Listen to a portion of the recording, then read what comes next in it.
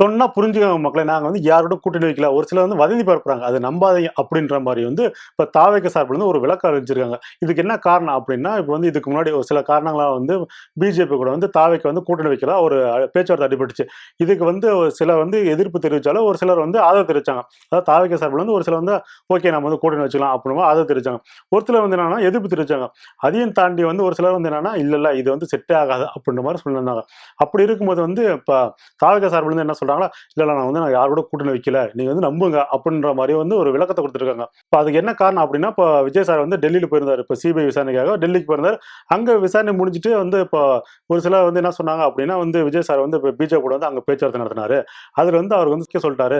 அதனால வந்து இப்ப கூடிய சீக்கிரம் வந்து இப்ப இந்த கூட்டணி பேச்சுவார்த்தை வந்து கன்ஃபார்ம் ஆயிடுச்சுன்னா, அவங்க வந்து ஆஃபீஷியலா அனௌன்ஸ் பண்ணுவாங்க அப்படின்ற மாரி சொன்னாங்க. ஆனா அதுக்கு வந்து இப்ப விஜய் சார் வந்து மறுப்பு தெரிவிக்கிற விதமா சிபிஐ விசாரணை முடிச்சு வெளிய வரும்போது, அவர் வந்து சிரிச்சபடி அதாவது வந்து நாங்க எந்த பேச்சுவார்த்தை நடத்தல. என்ன வந்து யாரும் வந்து எந்த அழுத்தம் குடுக்கல. அப்படின்ற மாரி சிரிச்ச மாரியே வந்து வெளிய வந்து தன்னோட ரசிகர்களையும், தன்னோட தொண்டர்களையும் பார்த்து கையசைச்சாரு. ஆனா அதையும் பார்த்து ஒரு சிலர் என்ன சொன்னாங்க, இல்லடா பேச்சுவார்த்தை சுமூகமா முடிஞ்சிருச்சு. அதனால தான் வந்து விஜய் சார் வந்து சந்தோஷமா வெளிய வந்திருக்காரு. அப்படின்ற மாரி சொன்னாங்க. இதெல்லாம் கேட்ட தாவேக தரப்பு என்ன சொல்றாங்கன்னா, டென்ஷன் ஆயிட்டு, இல்ல நாங்க வந்து யாரோட கூட்டணி வைக்கல. நீங்க வந்து நம்புங்க அப்படின்ற மாரி சொன்னாங்க. ஆனா இன்னொரு தரப்பு என்ன சொல்றாங்கன்னா, இல்ல விஜய் சார் வந்து இப்ப வந்து பிஜேபியோட கூட்டணி வைக்கல. இந்த பக்கம் சசிகலா சின்னம்மா இருக்காங்களா சசிகலா அம்மா, அவங்க கூட இந்த பக்கம் ராமதாஸ் ஐயா கூட பேச்சுவார்த்தை நடத்திட்டு இருக்காரு. தேர்தல சந்திக்கலாம் அப்படின்ற மாரி ஒரு கூட்டணி போயிட்டு இருக்கதா வந்து ஒரு பேச்சுவார்த்தை இருந்துச்சு. இதையும் கேட்ட தாவேக தரப்பு வந்து இல்ல நாங்க யாரோட கூட்டணி மறுபடியும் வந்து அழுத்தி சொல்ற மாரி சொன்னாங்க. அத கன்ஃபார்ம் பண்ற விதமா தான் வந்து பார்த்தீங்கன்னா, இப்ப நயினா நாகேந்திரன் ஐயாவோட கருத்து இருக்குது. ஏன்னா இதுக்கு முன்னாடி வந்து அவர் தாவேக்கு வந்து அந்த அளவுக்கு பெருசா விமர்சனம் பண்ணதில்ல. பண்ணியிருக்காரு. பட் ஆனா அது வந்து திருஷ்யா விசாரணை பண்ணியிருக்காரு. பட் ஆனா அதை தாண்டி இப்ப வந்து இவங்க கூட்டணிக்குள்ள வர மாரி இருக்கு அப்படின்றதுனால வந்து அவர் கொஞ்சம் எதுவுமே விமர்சனம் பண்ணாம இருந்தாரு. ஆனா அப்படி இருக்கும்போது வந்து இப்ப பார்த்தீங்கன்னா, புதுசா வந்து என்ன சொல்லியிருக்காருன்னா, ஆதவ வந்து கண்டனம் தெரிவிக்கிற மாரி வந்து ஒரு கருத்து சொல்லியிருக்காரு. என்னன்னா, இது இப்ப 2 நாளுக்கு முன்னாடி பார்த்தீங்கன்னா, இப்ப ஆதவ சார் வந்து என்ன சொன்னார்ன்னா, இப்ப ரஜினி சார் வந்து அரசியல்ல வராததுக்கு வந்து முக்கிய காரணம் வந்து திமுக தான். திமுக வந்து மிரட்டி வந்து ரஜினி சார் வந்து உள்ள வராம கொண்டு வந்தாங்க அப்டின்ற மாரி சொன்னாரு. இதுக்கு வந்து ரஜினி சார் தரப்பு வந்து இருக்கட்டும், இல்ல திமுக தரப்புல இருந்து அவங்க கண்டனம் தெரிவிச்சிருந்தாங்க.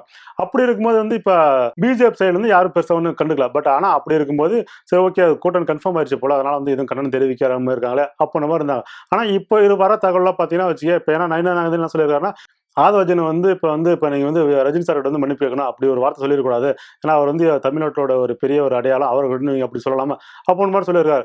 ஸோ இதுலருந்து என்ன தெரியுதுன்னா, இவன் வந்து ஓகே வந்து கூட்டணி வந்து கன்ஃபார்ம் ஆகல போல. அதனால தான் வந்து தன்னோட கண்டனம் தெரிவிக்கிறார் அப்புட்ன்ற மாரி ஒரு சிலர் வந்து ஓகே முடிவு பண்ணிட்டாங்க.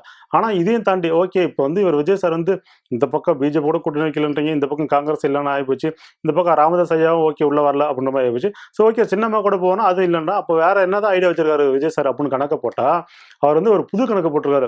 ஏன்னா இதுக்கு முன்னாடி இருந்து அவர் போட்ட கணக்கு வேற. எப்படியாவது நம்ம வந்து சிஎம் ஆயிடலாம் அப்படின்ற மாரி ஒரு கணக்கு போட்டாரு. ஆனா இப்ப இருக்கிற நிலவரம் என்னன்னா, முன்ன 1 மாசம் தான் இருக்கு. இந்த 1 மாசத்துல வந்து அவர் வந்து தேர்தல் அறிக்கைலாம் விட்டுட்டு, அதுக்கப்புறம் மக்கள நம்ம நேரடியா போய் சந்திச்சு நம்ம ஜெயிக்கிறதுன்றது ஆகாத காரியம். ஸோ அதனால நம்ம வேற என்ன பண்ணலாம் அப்படின்னு விஜய் சார் யோசிக்கும்போது என்னன்னா, அவர் வந்து ஓகே இந்த எலக்ஷன் அதாவது 2026 எலக்ஷன்ல வந்து எப்படியும் நம்ம 2வது இடத்த பிடிச்சிடணும் அப்படின்னா அவர் வந்து தீவிரமா ஒரு முயற்சியில ஈடுபட்டுருக்காரு. என்னன்னா இப்ப இதுக்கு முன்னாடி வந்து எப்பயும் விஜய் சார் ஸ்டேஜ் பேசும்போது என்ன சொல்லுவாரு, ஒண்ணு ஸ்டாலின் சார், இன்னொன்னு நான் அப்படின்னு மாரி பேசிருக்காரு. அப்படி இருக்கும்போது அதை நம்ம ப்ரூவ் பண்ணணும்.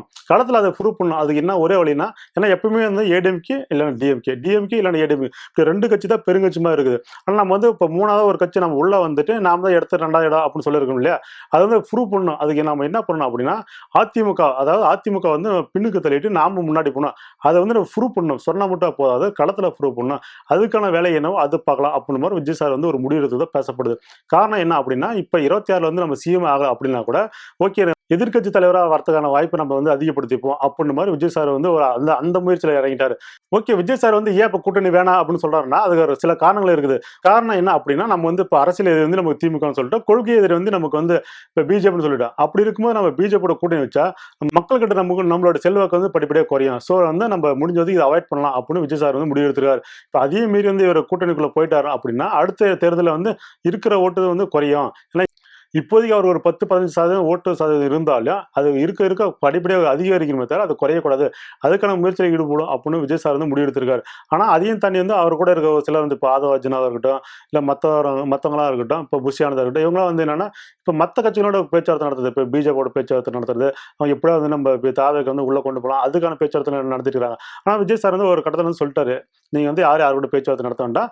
நான் எது இருந்தாலும் நான் பேசிக்கிறேன் அப்படின்ற மாதிரி சொல்லிட்டாங்க. ஏன்னா மறைமுகமா இவங்க பேச்சுவார்த்தை நடத்துறது இப்படி விஜய் சாருக்கு தெரிஞ்சுச்சு. விஜய் சார் வந்து விஷயத்துல நேரில் கூப்பிட்டு பேசிட்டாரு. நீங்க அந்த மாதிரி எதுவும் பேசிக்க வேண்டாம், நாமே பேசிக்கலாம். இந்த மாதிரி உங்களுக்கு எதுவும் அழுத்தம் கொடுத்தா மட்டும் நீங்க சொல்லுங்க அப்படின்ற மாதிரி வந்து விஜய் சார் டைரக்டா சொல்லிட்டாரு. இப்போ அவரோட குறிக்கோள் என்ன அப்படின்னா 2026 எப்படியாவது வந்து 2000 பிடிக்கணும். அந்த ஒரு மாசத்துல வந்து நம்மளோட முதலிடம் பிடிக்க முடியுமா அப்படின்றது டவுட் அப்படின்னும் போது சரி ஓகே நம்ம அதிமுக பின்னுக்கு தள்ளிட்டு நம்ம முன்னாடி போயிருவோம் அப்படின்ற மாதிரி அவர் முயற்சி பண்றாரு. பட் இருந்தாலே வந்து பிஜேபி அதாவது டெல்லி டீம் வந்து அவரை விடுறதா தெரியல. எப்படியோ அதை வந்து நம்ம விஜய் சார் வந்து உள்ள கொண்டு வரணும் அப்படின்ற ஒரு முடிவில் வந்து அவங்க தீவிரமா இருக்காங்க.